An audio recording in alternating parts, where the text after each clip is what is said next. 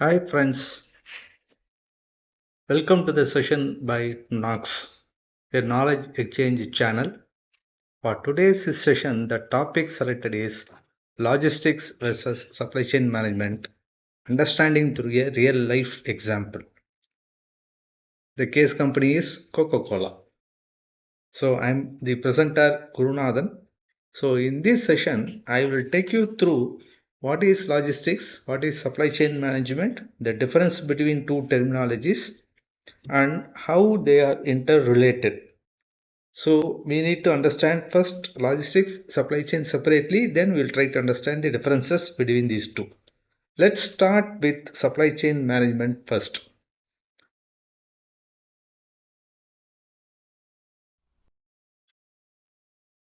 So the crux of the supply chain is integration. So it's all about integration. Supply chain is all about integrations. So what integration means in an organization, we can say it's a high level strategy that connects all the parties or all the members, or we can say all the stakeholders involved to work together to achieve a common goal, which is customers demand or requirement. So working together, that is what I mean by getting integrated. It is easier said than done because within the organization itself, individual departments will have their own targets and interests. For example, production team wants to achieve their production targets, day-to-day targets, monthly targets like this. Purchasing team wants to do the procurement at the lowest possible cost. Sales team wants to achieve their sales target. So they don't want to make any compromises on these targets or on their own interest, so they work in individual silos. So the overall interest or the common goal is mostly forgotten. So when such a situation is happening, integration is missing, or there are some gaps, I can say, customers don't get what they want, though the individual departments achieve their targets. The same thing happens with the other stakeholders, so namely the retailers, wholesalers, distributors, suppliers, etc. So distributors want to maximize their profits. They don't want to share their informations, real-time informations to other stakeholders or members in the supply chain. So the very purpose of this supply chain management or the uniqueness of supply chain management, I can say, is to achieve integration among all the members. The goal is obviously to meet customers' requirement or customers' demand. So though it is very difficult, but integration can be achieved in phases, in steps. It starts from setting up internal supply chain, that is from the organization itself. So like this. So the departments within the organization should get integrated first. So that is the first step. So the production, distribution, sales, whatever be the departments within the organization, they should get integrated first. So for integration, the very essential thing is exchange of information or sharing of all the information amongst all the departments. If these things are happening, the internal supply chain is set up, then we can extend this integration to our suppliers, tier 1 suppliers on one side, tier 1 customers on the other side. So further extension will be happening, integration with the tier 2 suppliers and integration with our customers customer and with the end consumers. So when such integration is happening, not only customers get their products and services on time, and also there is a increased velocity of these three flows: product and services flow, fund flow, and information flow. The product and services flow starts from supplier to supplier and goes towards the end consumer.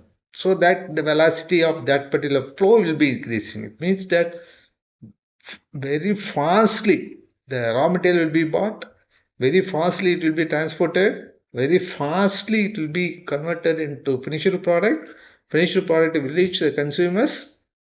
Once the consumer get the product and services, he will make the payment and fund flow will be happening in the reverse direction from customer to supplier to suppliers. So information flow will be should be happening on both the directions. The focal firm will be in the center. Then they should facilitate the flow of information towards the suppliers and also towards the customers.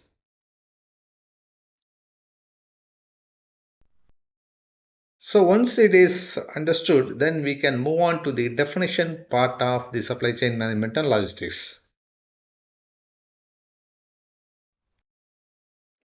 There are hundreds of definitions available for supply chain management, but I am taking so one of the or very few of the mostly widely accepted definitions. One is that supply chain management is the management of network of organizations that are involved through upstream and downstream linkages in the different processes and activities that produce value in the form of product and services in the hands of the ultimate consumer.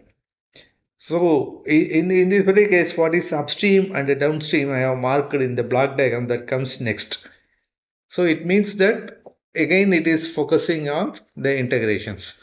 Though there are many definitions available, all the definitions focus on these unique characteristics that it getting integrated. So that particular aspect is very important.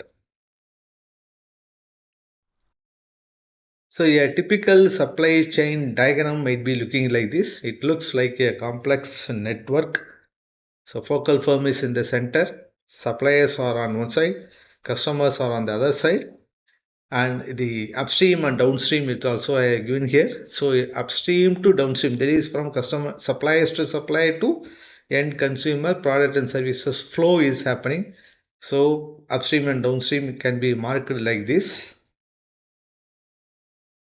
But if we try to draw the physical infrastructure or how it is looking like, for example, the case of the Coca-Cola, so the millions of retailers and the retail outlets would be there, and they'll be getting the products from the distributor.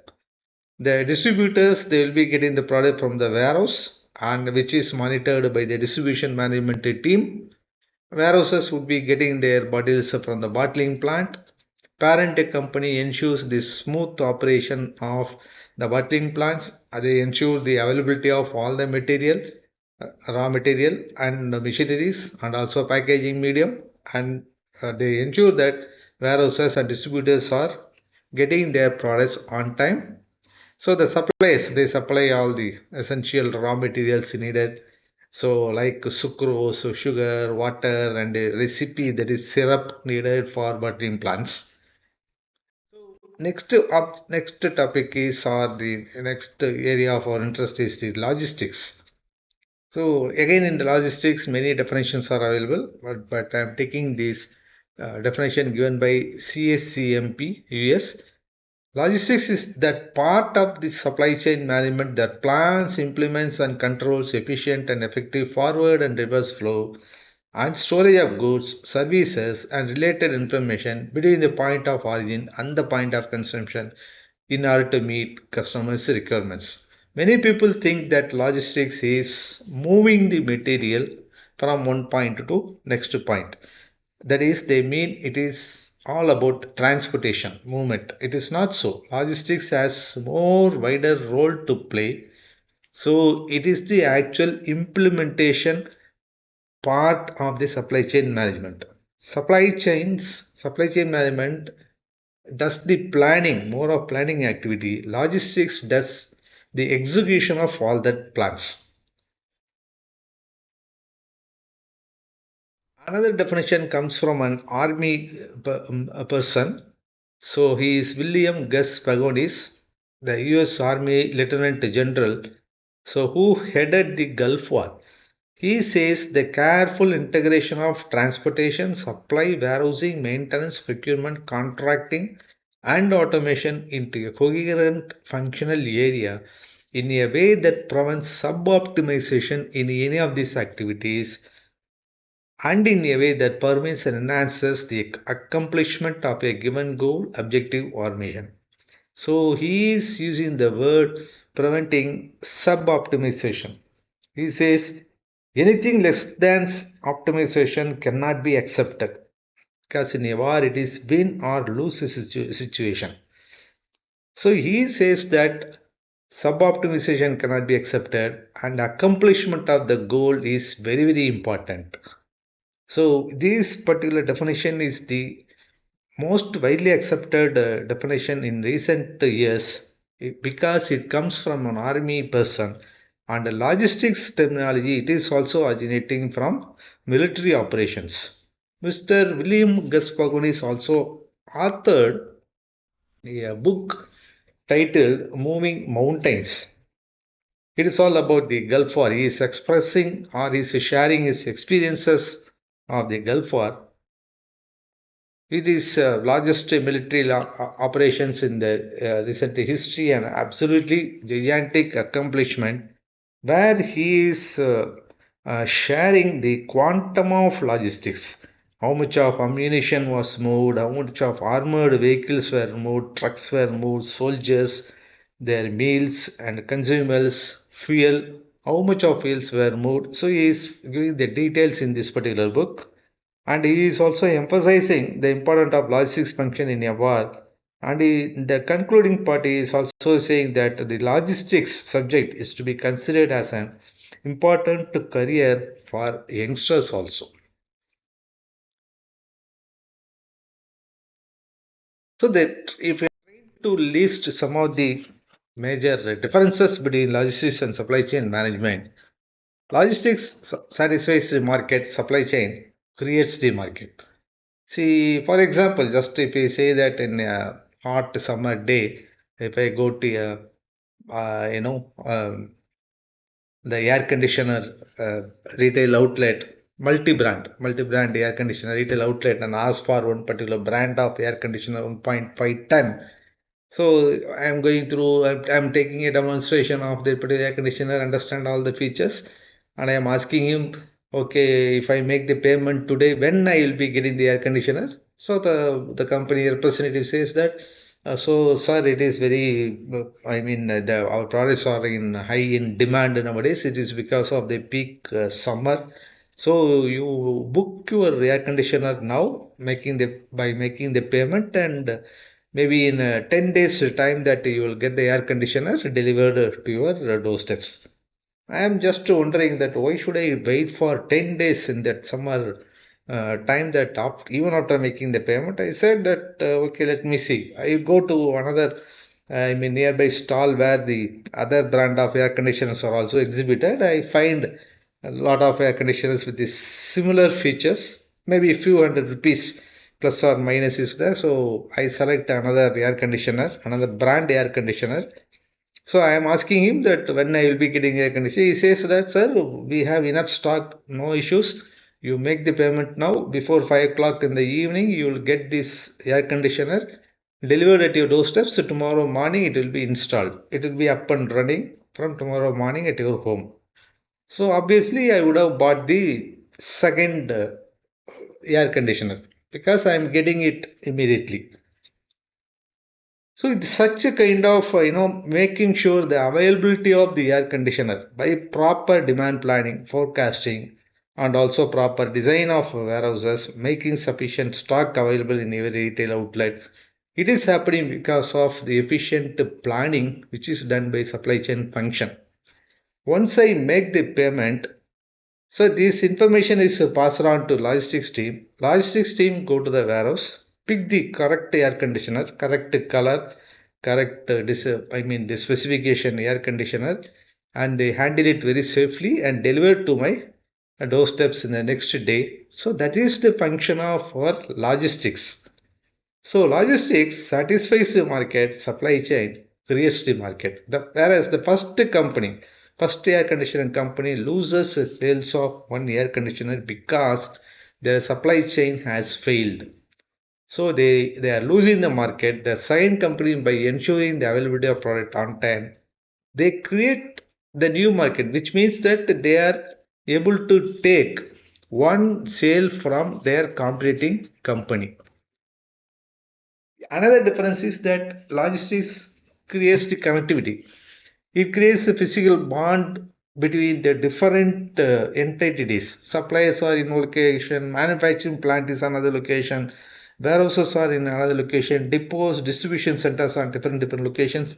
Logistics function connects all these entities, but supply chain gives the holistic view. Likewise, the differences are in the same lines, and logistics function ensures cost effectiveness, but supply chain function ensures competitiveness, and it is helping the organization to become market leaders. So the conclusion is logistics is the subset of supply chain. Supply chain is the superset, logistics is the subset. So logistics is what is happening inside the supply chain function. Supply logistics is more of execution, supply chain is more of planning. So likewise, how many raw material suppliers should be there, where from we should be doing the procurement, who will be the intermediate supplier, who will be the finished material suppliers, all the decisions are made on, and also where it will be manufactured, where it will be, how it will be distributed. All these planning level activities are decided by the supply chain function. Logistics function facilitates all these plans. They execute all these plans. This is the difference between logistics and supply chain. Logistics is the subset of supply chains.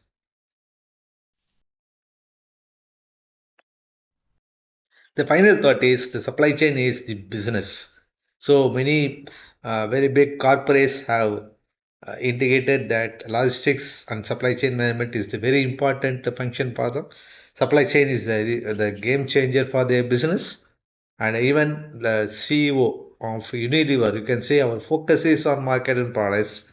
But without an effective supply chain, we cannot even begin to compete because there are very closely available alternate products are available for these companies. Supply chain is the biggest leverage point we have, as told by Dell.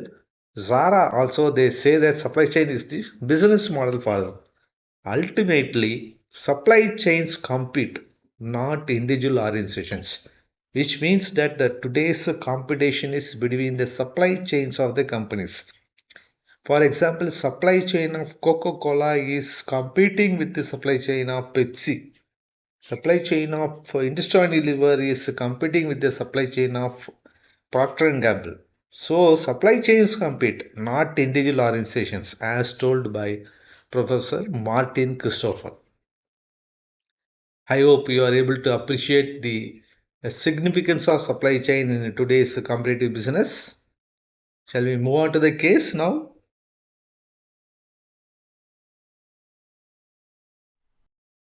So Coca-Cola is offering variety of products. They are not only supporting the carbonated soft drinks, but they are trying to project themselves as the breakfast supplement provider by providing this kind of healthy drinks and also different types of products and juices. So they are trying to provide breakfast supplements also. So Kinley water bottles and Kinley Club soda, Diet Coke, thumbs up, variety of products are there. But out of which we are now we are going to trace the supply chain of a tin of Coca-Cola. This is only one thread of their products. So to map the supply chain of this tin of Coca-Cola, we need to keep on asking where from the product comes, where from the product comes. For example, we will be getting the tins of Coca-Cola or PET bottle Coca-Cola from this retail outlet, Kirana shop or departmental store or supermarket. Where from this supermarket would be getting? So he will be getting from a wholesaler or the distributor as per the setup. It comes in a truck, and where from this wholesaler is getting? He is getting it from a mother warehouse. Where from the mother warehouse is getting the bottles or the tins? It comes from a bottling plant. So by repeatedly asking where from the product comes, where from the product comes, we are able to map the supply chain like this. So this is the product. If we keep on asking, we'll go and find out the starting point of the supply chain. And for this supply chain, the tin of Coca-Cola, it starts from a mine. This mine is also a bauxite mine because for making the tin, aluminum is the basic raw material. Aluminum is extracted from bauxite, a rock that is primarily made of aluminum oxide compounds. So it starts from bauxite mine, and this raw material, that is the rocks, are brought to the reduction mill where they are segregated. Aluminum oxide is taken out, goes to a melting plant, smelters, and where a lot of molten metal of our aluminum is extracted, and they are converted into roll up sheets by hot rolls, and again by cold rolling process they are converted into cans like this. Only cans, not the lid. Lid has a different story. Lids are supplied by another supplier. The lid is very unique in Coca-Cola tins.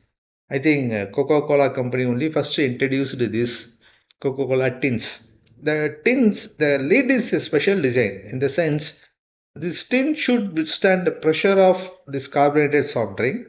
At the same time, the lid should be easy to open also.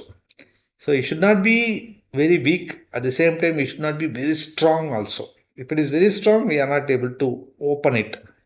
So here the correct design is needed. So the lid is designed like this and it is supplied by a supplier.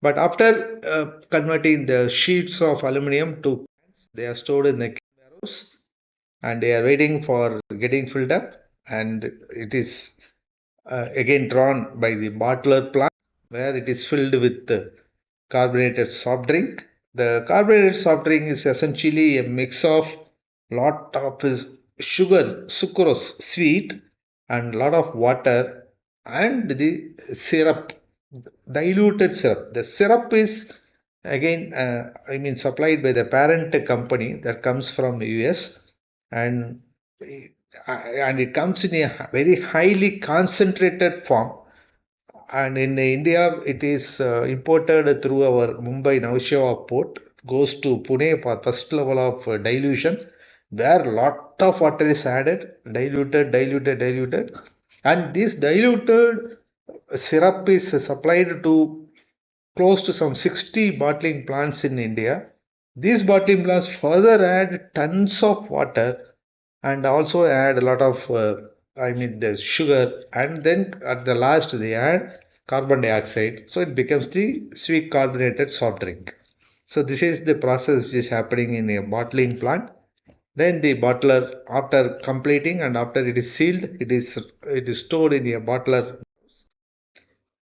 Based on the demand, it is moved to the regional distribution centers. From the distribution centers, it is supplied to the retail outlets through different modes of transportation, and the consumer enjoys the drink. And the supply chain does not stop here because the aluminum tin is a recyclable one. So all the used or empty cans are promptly collected by collection agents, and they are gathered in the recycle centers, and again they are melted, again converted into sheets, and goes along with the forward flow of material. Putting it in the convenient form, all these activities. So this is about all our packaging medium, that is cotton boxes. This is about our starting from boxage main, the cans, and this is about the syrups that comes from our parent company. All of the items reach our Coca-Cola bottling plant. Once it is done, then the distribution part.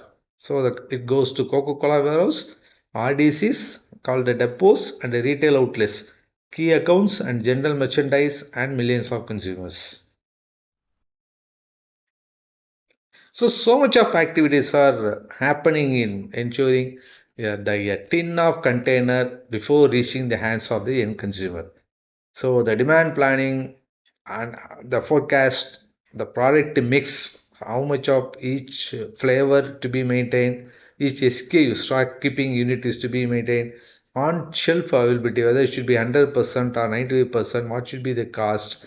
when we will be doing the replenishment. All these are decided by our supply chain function. Who will be the vendor, where from we will be sourcing the raw material, where from we will be doing the procurement. All this pricing and service levels are decided by supply chain function.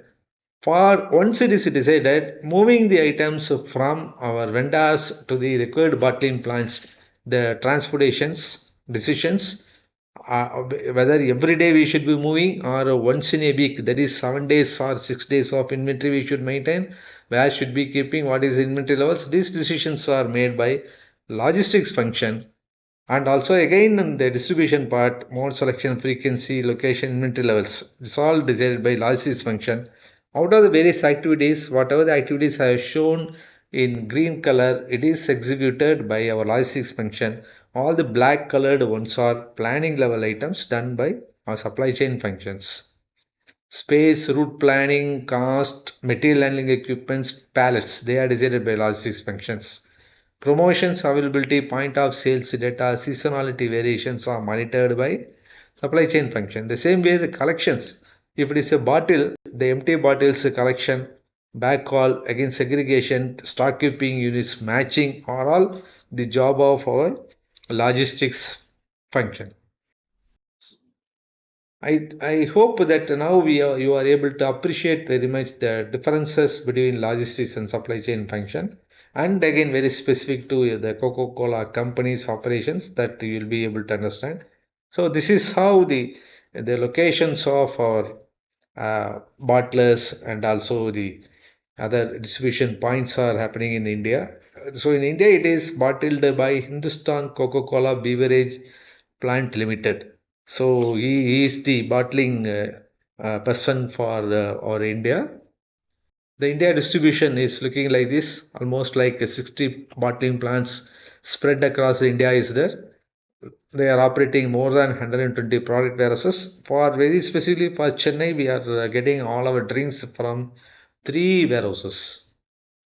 And also it is a well balanced distribution across the regions and directly feed into 7,000 distributors who serve 2.5 million shopkeepers, supported by over 240 suppliers for different requirement. So this is about our Coca-Cola India distributions. The same lines we will be talking about different topics very soon. Some of them will be case-based supply chain analytics using Excel. A lot of topics we will be discussing very soon. And if you have any very specific queries or doubts, you can write to me in the mail ID, or you can also send message through WhatsApp. Thank you, friends. Thanks for listening. Thanks for watching. And I will catch up with you all in my next session very soon. Thank you.